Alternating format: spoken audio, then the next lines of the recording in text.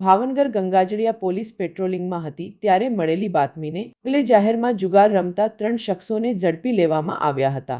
ગંગાજળિયા પોલીસે શહેરના મોતીતળાવ રોડ ઉપર મોગલ માતાજીના મંદિર પાસે જાહેરમાં જુગાર રમતા દુર્ગેશ ઉર્ફે ડૂટાળો સુરેશભાઈ મકવાણા, પરેશભાઈ છગનભાઈ ગોહિલ અને ભાવેશભાઈ ખોડાભાઈ દાઠિયાને રોકડ 17,060ની કિંમતના મુદ્દામાલ સાથે ઝડપી લઈને ધોરણસર ગુનો નોંધી આગળની કાર્યવાહી હાથ ધરી છે।